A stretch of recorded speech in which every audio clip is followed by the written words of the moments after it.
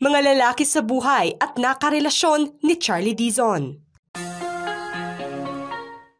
Carlo Aquino. Happily married na ang aktres sa kasintahan nitong si Carlo Aquino. Naging intimate nga ang seremonya ng mag-asawa nang opisyal na silang magpalitan ng I do. Straight to the altar ang dalawa nitong June 9 sa kabila man ng opisyal na anunsyo ng kanilang engagement taong 2020. Nang unang magkita ang dalawa matapos na magkatrabaho sila at magsama sa action drama na A Soldier's Heart. Nasa 11-year gap nga ang edad nila. Na mga panahong ito ay dating pa si Carlo sa dating partner niya na si Trina Candaza. Matapos na kumpirmahin ni Carlo ang hiwalayan nila ni Trina taong 2022, ay ang kasunod naman nito ang maugong na pagkakamabutihan nila ni Charlie Dizon. Sa kaparehong taon, nagbahagi ng mga larawan ang aktor na kasama niya ang aktres sa candid moment nila na siyang kuha mismo sa Star Magic US Tour. Na siyang agad na naging laman ng balita dahil nasa espekulasyong may namamagitan sa kanila. Nasundan pa nga ito ng mga larawan kung saan madalas silang magkasama na siyang pinagpiyastahan ng karamihan dahil nasa isyong may relasyon nga sila. Pagdating ng 2023, ay na-corner nga ang aktor matapos tanungin ito sa real score nila ni Charlie Dizon. Dito niya inamin na kinikilala na nila ang isa't isa ng mga panahong ito. At kalaunan ay isinapubliko na nito ang relasyon niya sa aktres. Sa pamamagitan ng pagbahagi niya ng video sa Instagram sa naging bakasyon nila sa Japan. Maging ang aktres ay inamin na rin sa publiko na opisyal na ang kanilang relasyon. Naging unang magkaibigan muna daw sila at nang mabigyan ng pagkakataon na makilala pa ang bawat isa, ay ito umano ang nag-udyok upang mag-level up pa ang koneksyon nila. Nagtuloy-tuloy na ang pagiging open book ng relasyon ng couple at humanto nga ito sa palitan nila ng I do ngayong taon. Paolo Avellino. Inamin ng aktres noon na sobrang na-starstruck siya sa kanyang co-star na si Paolo Avellino. Matatanda ang nagsama ang dalawa sa pinag-usapang pelikula na Fangirl. Nang mga panahong nakatrabaho niya si Paolo ay nahiya umano siya. Bukas niyang inamin na may paghanga siya sa aktor bilang isang fan. Magkatotohanan umano ang awkwardness nila noon sa set ng taping na siyang pansin nga sa mga unang eksena nila sa naturang pelikula. Masaya naman si Paolo noon na ang aktres ang kanyang nakatambal. Pinasalamatan naman ng aktres ang tulong ng aktor sa kanya, lalo pa at may bed scene at kissing scene sa naturang pelikula. Dahil sa ganda ng chemistry ng dalawa noon, ay pinusuan nga ito ng karamihan. Nanatiling as a fangirl lamang daw ang aktres sa aktor at hindi umano siya romantically attracted dito. Joshua Garcia. Binansagang the next biyaya ang John Lloyd sina Joshua Garcia at Charlie Dizon noon matapos na magsama sila sa tinutukang teleserye na Viral Scandal. Patok nga sa takilya ang tandem ng dalawa na siyang dahilan upang ikumpara sila sa tambalang John Lloyd Bea. Nang mga panahong ito ay sobrang kinakiligan ang mga eksena ng dalawa na siyang nag-udlot sa mga fans nila na tuksuin ang aktor sa relasyon niya sa aktres.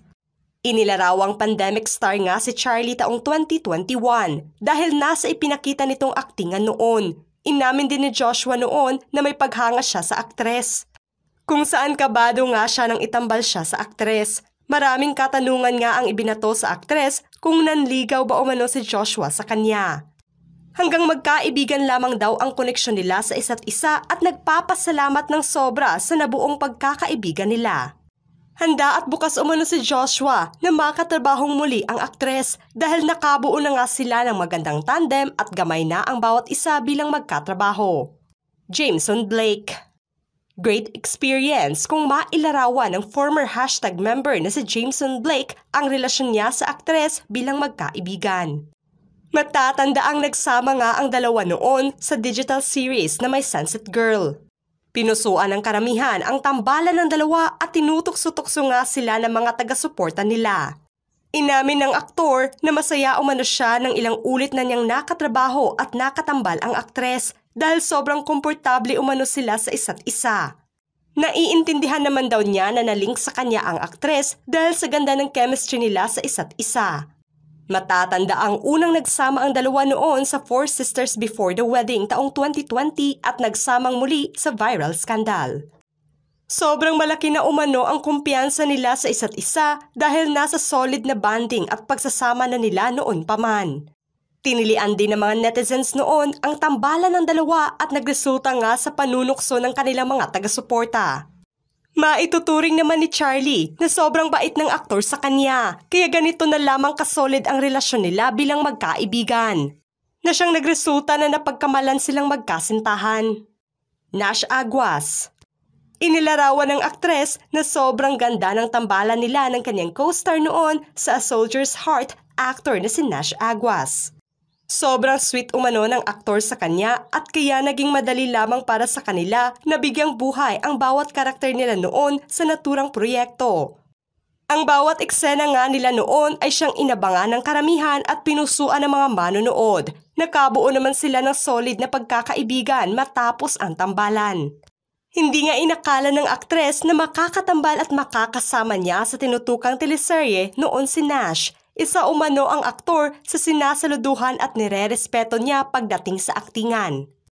Naging swak naman ang mga karakter nila hanggang off-cam. Wala umano siyang masabi sa galing nito bilang kanyang on-screen partner noon at nais pa niyang makatrabaho itong muli kung mabibigyan ng pagkakataon. Kiko Estrada. Laman ng panunukso ng mga fans noon ang tambalang Charlie Dizon at Kiko Estrada. Ito'y matapos na nagsama sila sa episode ng Maalaala Mo Kaya noon. Bagay umano na maging magjowa sa tunay na buhay ang dalawa, say ito ng mga fans. Pansin ng mga netizens noon ang ganda ng tambalan nila na sobrang bagay at swak umano. Sobrang pinakilig nga noon ng dalawa ang mga manonood sa mga eksena nila na siyang pinuri ng karamihan. Noong una ay inamin ng aktres na nahihiya umano siya sa aktor nang malaman nito na ito ang kanyang makakapartner. Saludo naman siya sa dedikasyon ni Kiko na aralin ng mabuti ang mga eksena nila upang mabigyan lamang ito ng hustisya. Nagpasalamat naman sila sa mga fans nila na siyang sumuporta at nakitaan ng magandang koneksyon ang pagkakaibigan nila. Hirit pa ng mga fans ng aktres na kahit sinong lalaki ang itambal sa kanya ay sobrang bagay umano. Isa nga rito na nais nilang makatuluyan noon ng aktres ay si Kiko Estrada. Napatili nga ang karamihan noon sa unang pagtatambal ng dalawa kahit sa maikling panahon lamang. Sana ay masundan pa umano ng panibagong proyekto ang tambalan ng dalawa. Suportado ng karamihan ang ipinakitang pag-alaga ng aktor sa aktres sa naging eksena nila. Kaya naman botong-boto sila na magkatuluyan ang dalawa sa tunay na buhay. Maituturing naman ni Charlie na isa si Kiko Estrada sa mga nakatambal niya na nakakuha siya ng magandang pagkilala sa publiko. Sa maikling panahon ng pagtatambal nila ay agad na bumuhos nga ang papuri at mas lalong nakitaan pa siya ng potensyal sa pag-arte. Kaya naman nagpapasalamat siya sa aktor sa kontribusyon na naibigay nito sa kanya. Ano ang masasabi niyo sa mga na-link at nakarelasyon na lalaki ni Charlie Dizon? Just comment below.